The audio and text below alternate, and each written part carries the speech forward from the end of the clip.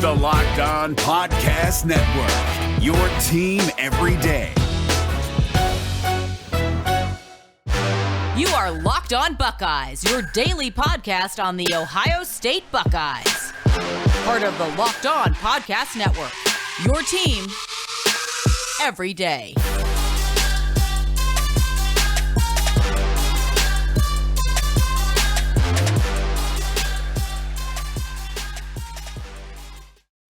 What is up, Buckeye fans? Welcome back to another episode of Locked On Buckeyes, part of the Locked On Podcast Network. I'm your host, Jay Stevens, also the host of the Jay Stevens Podcast. It is Monday, July the 12th in the year 2021. And no matter if you're listening to the audio version of the podcast or if you're watching us on YouTube or on WKYC.com, I want to thank you for making Locked On Buckeyes a part of your day. As always, you can follow me on Twitter at JSteven07. You can also follow the podcast on Twitter as well at Locked On Buckeye. Lineup for today in segment 2. We talk about the newest addition to the basketball team. Segment number 3, there's a member of the basketball team that is planning to wear a number that is retired. Who is the athlete? What number is he going after? We'll talk about that right before we end the show.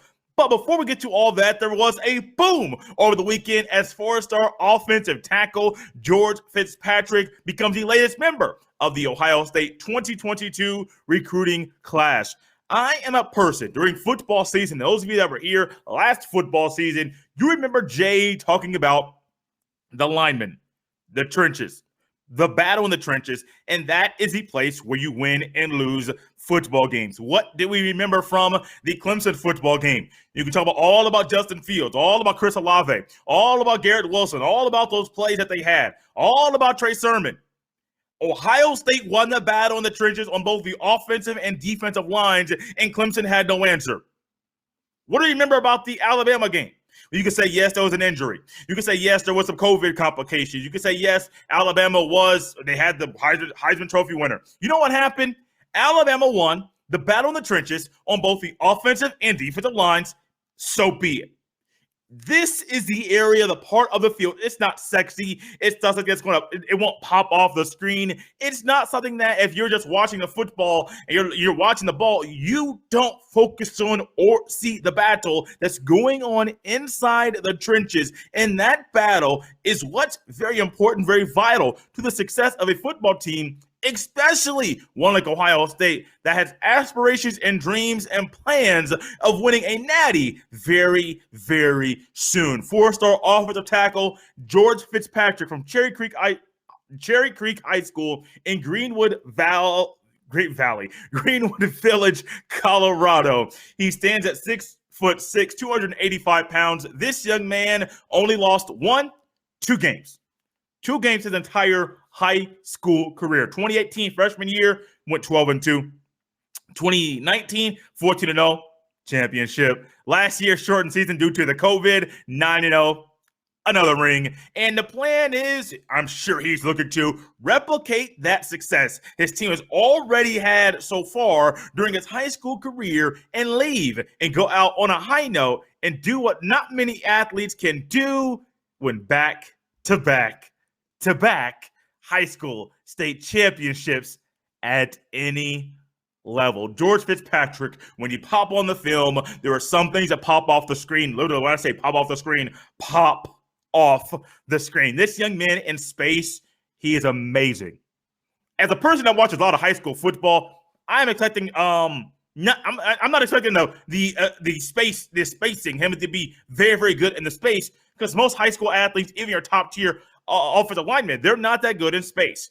This young man, very, very, very good in space. I want to say the first play that I watched was a wide receiver screen. Now, it wasn't a run. You think offensive tackle, you got to watch a pass blocking, pass pro, or a run right ahead, right over him, on his inside, right behind him, on his back, on his right hip. But no, this young man, first play, wide receiver screen. He leads the D end unblocked so he can be read. Leaves a linebacker for somebody else to potentially get him. He goes right to the corner. And when he goes right to the corner, it was like the corner's quicker, corner's shorter, corner's more elusive. George Fitzpatrick, boom, baby, boom, very, very quickly from point A to point B. Quickly got there and helped the ball keep moving right down the field. He's very good in space, not only getting to the corner, but also getting to the second level numerous times in run games or in screens. Getting to the second level was not a problem, and he did it at a high level, did it very, very, very, very, very quick. And that was one thing that popped off to me, the quickness of George Fitzpatrick. You think 6'6" the height, 285 pounds. That's a lot of weight to be carrying around on such a tall frame. Now, he is thinner than your average 285-pound individual, and I was expecting him to weigh in at 260, 265, maybe 270, 275, 285. With that frame moving like that, young man, you have room to put on some weight. You have room to build some muscle. And with that, my anticipation is the quickness that I keep reiterating and talking about. Your boy, Mr. Fitzpatrick, will not, I hope he doesn't lose it. He's very good off the line. Quick feet, first two steps off the line.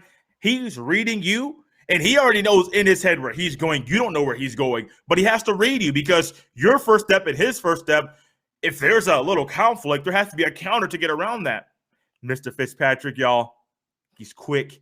He's elusive. He's a big man, and I like what I'm seeing from this young man, 6'6", 285. Joined the recruiting class of 2022. I believe it's him and Ebola, another offensive tackle. I believe Ebola is 340 pounds. Massive human being. He ended up putting a quick 45-second to 50-second video after his official visit to Ohio State, put it on the Twitter where he thanked the Ohio State Buckeyes, the coaches, for making him feel at home, making him feel welcome. He was happy, got to be on campus at Ohio State. And I'm really, I like what I have seen just on the individual, not just on the football field for Ebola, but also from the individual. Ebola is from George Fitzpatrick. Oh my goodness, I really, really, really like this young man. And I do think this is an area, a position where we can expect more movement in the offseason. This offseason, before this class is over, there's more movement. And with the offensive line planning on losing, I know you're going to lose both tackles this year. You're going to have Paris Johnson move out, DeJuan Jones move in. DeJuan Jones, I believe, right tackle the following season. I think it said Johnson at one point on this year podcast. My fault, especially him being a local kid. I should have got that right. DeJuan Jones goes to right tackle in 2022. Paris Johnson Jr. goes at left tackle in 2022. You're going to have some more guys behind them that are right there ready to take over whenever those guys are done. Paris Johnson Jr., DeJuan Jones, that's down the road. Ebola and Fitzpatrick. I'm glad they're Buckeyes. Fitzpatrick, I suggest all of you go out there to the YouTube, type in George Fitzpatrick and look at his highlight film. You will not be disappointed. Guys, timeout. Very first timeout of the day. We got to take a quick break. When we come back, we will discuss the newest member of the basketball team is and how he stacks up and how he fits in to what Chris Holtman has on the roster right now. But first, check this out. How does your favorite restaurant consistently make such delicious food? The short answer? They have access to the right kitchen tools with Maiden's professional quality cookware and kitchenware. Anyone is capable of making restaurant quality food at home. If you're serious about cooking, you should invest in your kitchen tools. Maiden's cookware and kitchenware products are used by thousands of the world's best chefs. If quality and craftsmanship is important to you, you should check out Maiden. Maiden is a cookware and kitchenware brand that works with renowned chefs and artisans to produce some of the world's best pots, pans, knives, and wine glasses. Maiden produces professional quality cookware and knives for those who love to cook. They source the finest materials and partner with renowned craftsmen to make premium kitchen tools available directly to you without the markup. Their cookware distributes heat evenly and can easily go from the stovetop to the oven. And their knives are fully forged, perfectly balanced, and stay sharp. Right now, Maiden is offering our listeners 15% off your first order with promo code Locked On. This is the best discount available anywhere online for made-in products. Go to madeincookware.com/locked on and use promo code Locked On, LOCKEDON, and it's all one word for 15% off your first order. That's madeincookware.com/locked on. Use promo code Locked On. If this is your first time listening to Locked On Buckeyes, I want to say welcome, or listening or watching. Or if it's your first time and a long time watching or listening to the podcast, I want to say welcome back. Locked On Buckeyes drops fresh new episodes just for you every Monday, Wednesday, and Friday. You can listen to us via the Odyssey app, Apple Podcasts, Google Podcast, or wherever you get your fine podcasts. YouTube.com/Locked On Buckeyes, or even WKYC.com/sports to stay up to date with everything going on with your Ohio State Buckeyes. Quick programming note I want to make right now. Starting a week from today, I believe July 19th is the date that is set for this podcast to go back to being 5 days a week. We will also start a week-long look at the quarterback position. Monday, previewing the competition.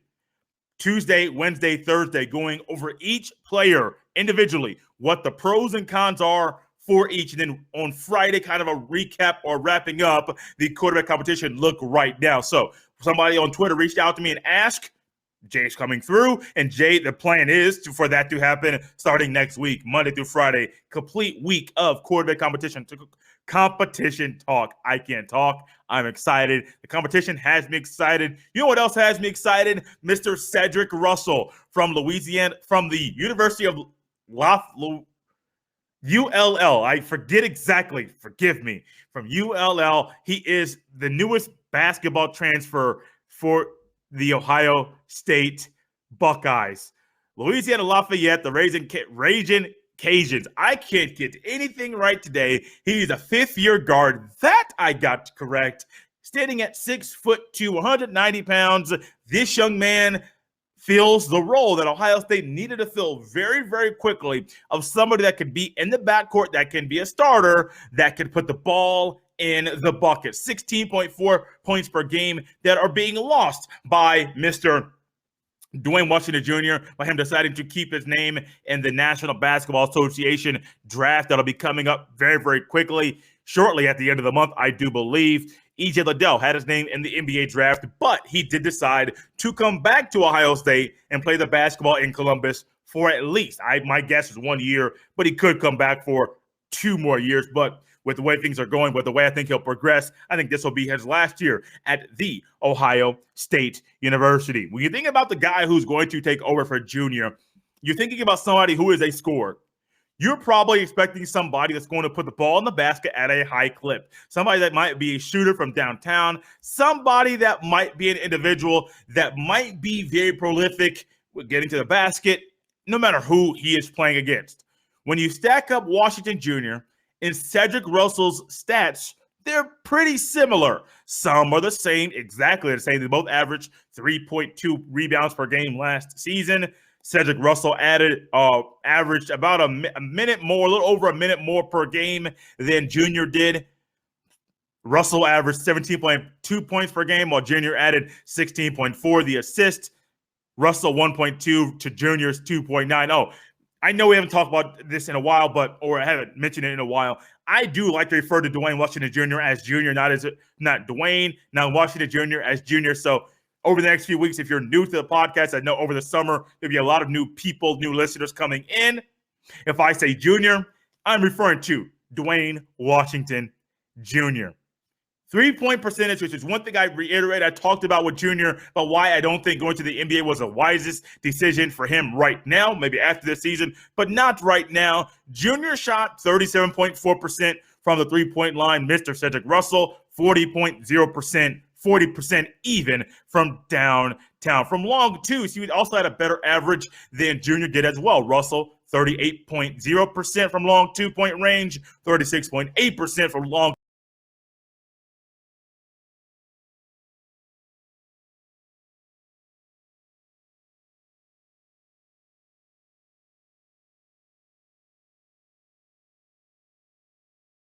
might be utilized at Ohio State. Ohio State's offseason with the transfers, with guys mentioning that they're going to be ending their career at Ohio State, there's been a lot of movement. There could be more movement, but I think this is the final straw, the final move that Ohio State is going to make. To review how the offseason has gone so far, March 19th, C.J. Walker graduated and played his final game at The Ohio State University. March 30th, Jamari Wheeler announces that he's going to transfer to Ohio State from the Penn State. Musa Jallow transfers away from Ohio State on March 31st. Also on the 31st, E.J. Liddell enters the NBA draft. Junior entered the NBA draft on April 9th. Kyle Young on April 16th says he plans to stay at Ohio State for a fifth season. Joy Brunk transfers to Ohio State on April 17th.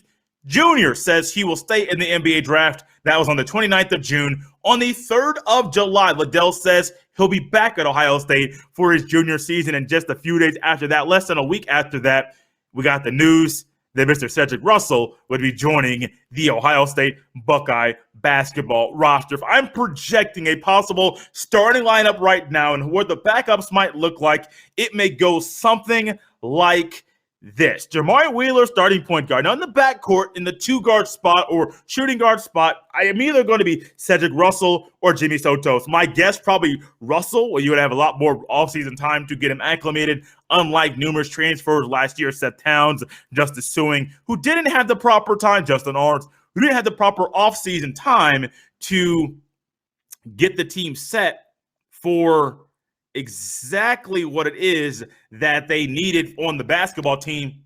So you saw some growing pains and some things last year. So you probably want to see Jamari Wheeler, Cedric Russell, Justice Suing at the 3, Liddell, and then Young. The front court not really going to change much at all with Suing, Liddell, and Young being there. I know originally I said maybe Orange in the backcourt, but I totally spaced Sotos. But on the back and on the backup level, of the backups for the team, Jimmy Sotos, Michi Johnson, backup point guards. You could also have Sotos playing the off-guard spot, Sotos and Malachi Branham. I think Branham is going to surprise a lot of people. Not sure how much playing time he will get early. I do expect him to get some against some of those weaker non-conference games just to kind of get his feet wet and show off the type of individual that he is. Arns, Eugene Brown, and Kalen Etzler will be in the front court. Seth Towns backing up Liddell. And then Joey Brunk and Zed Key literally battling for that backup center position. One more break, one more timeout. When we come back, there's a young man on the basketball team that's looking to wear a number from a former member of the Buckeyes basketball team that is a retired number. Surely looks like he'll get that chance. Who is it? Whose number does he want? Stick around to find out. But first, check this out.